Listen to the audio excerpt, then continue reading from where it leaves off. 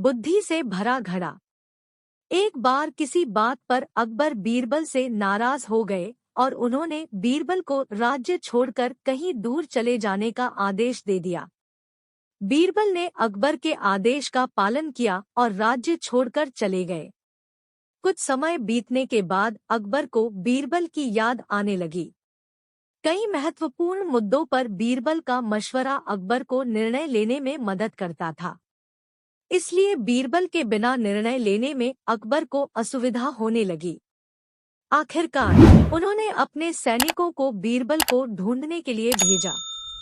सैनिकों के कई गांव में बीरबल को ढूंढने का प्रयास किया, लेकिन बीरबल नहीं मिले। कई जगहों पर पूछताछ करने के बाद भी बीरबल का पता ठिकाना नहीं मिल सका और अकबर के पास सैनिक बैरंग लौट आए। अकबर किसी भी सूरत में बीरबल को वापस लाना चाहते थे।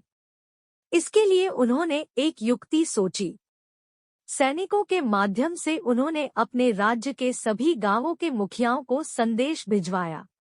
संदेश इस प्रकार था: 1 माह के भीतर एक घड़े बुद्धि भरकर उस घड़े के साथ दरबार में उपस्थित हो। ऐसा न कर पाने की स्थिति में बुद्धि की जगह घड़े में हीरे जवाहरात भरकर देना होगा।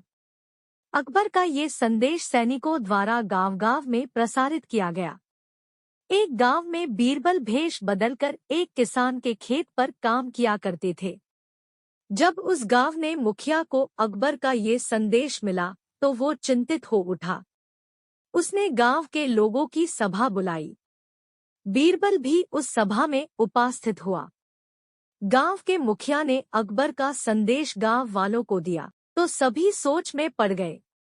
तब बीरबल ने मुखिया से आग्रह किया, महाशय, आप मुझे एक घड़ा दे दें। मैं उसे इन महीने के अंत तक उसे बुद्धि से भर दूंगा। मुखिया के पास और कोई चारा नहीं था। उसने एक घड़ा बीरबल को दे दिया। बीरबल वह घड़ा लेकर किसान के उस खेत पर चला गया जहां वह काम किया करता था। वहां उसने कद्दू उगाए थे। उनमें से ही एक छोटे से कद्दू को उठाकर उसने घड़े में डाल दिया। कद्दू अब भी अपनी बेल से लगा हुआ था। बीरबल उस कद्दू को नियमित रूप से खाद पानी देने लगा और उसकी अच्छी तरह से देखभाल करने लगा, जिससे धीरे धीरे कद्दू बढ़ने लगा। कुछ दिनों बाद कद्दू का आकार इतना बड़ा हो गया कि उसे घड़े से बाहर निकाल पाना असंभव था। कुछ और दिन बीतने के बाद जब कद्दू का आकार घड़े के आकार जितना बड़ा हो गया, तब बीरबल ने उसे उसकी बेल से काटकर अलग किया। घड़े का मुंह कपड़े से ढकने के बाद वह गांव के मुखिया के पास पहुंचा और वह घड़ा उसे देते हुए बोला, यह घड़ा बादशाह अकबर को दे देना और उनसे कहना कि इसमें बुद्धि भरी हुई है। उसे बिना काटे और इस घड़े को बिना फोड़े उसे निकाल लीजिए।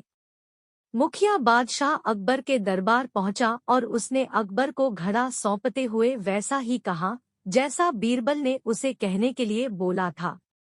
अकबर ने जब घड़े के ऊपर से कपड़ा हटाया और उसमें झांक कर देखा तो उसमें उन्हें कद्दू दिखाई दिया।